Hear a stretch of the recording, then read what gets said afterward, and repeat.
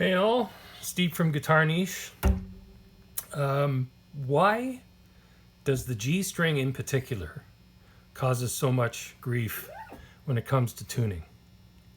Well, I'll give you a little illustration as to the root causes and how to fix it.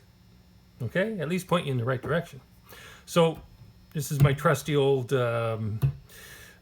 Telly Classic Vibe. And it's pretty much in tune, as you can tell, as you can hear. So I'm just gonna take this string and this G string and just rub my fingers up and down like so. What? What's going on here? That was a semitone down.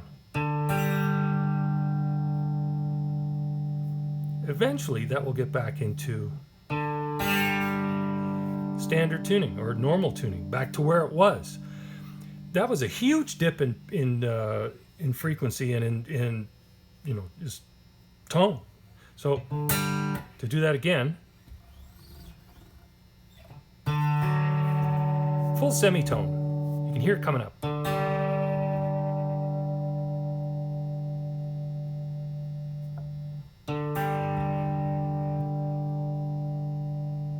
And eventually it comes back to where it was.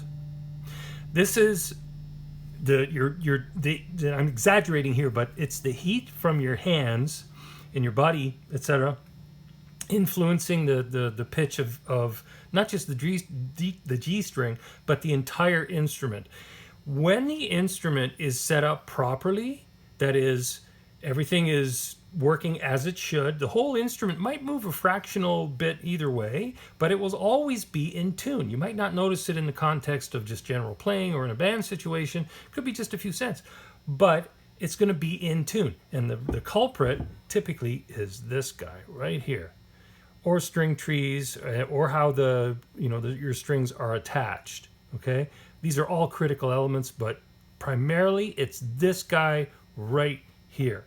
If that nut is not cut properly to allow the string to slide back and forth, because it does, even on a very, very, very, very small amount, if that string is not allowed to glide back and forth or slide back and forth like freely, you will have binding and it will affect your tuning. Simple as that.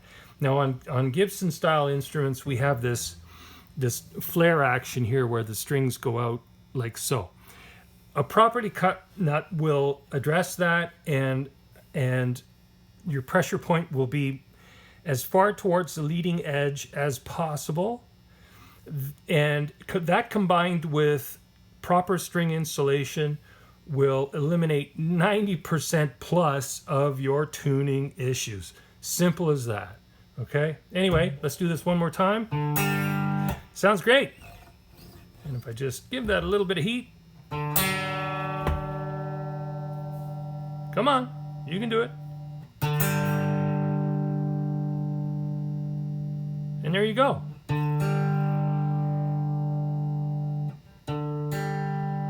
Ta-da, back to normal, okay?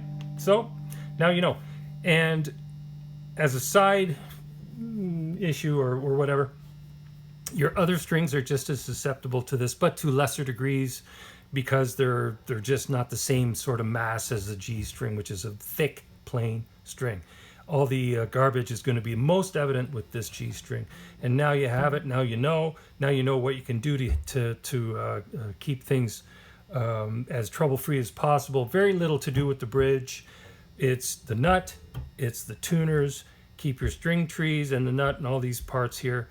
These contact points, use a little bit of lubricant, whatever works for you, and you should experience a much better playing time. Okay, and tuning issues should be minimized.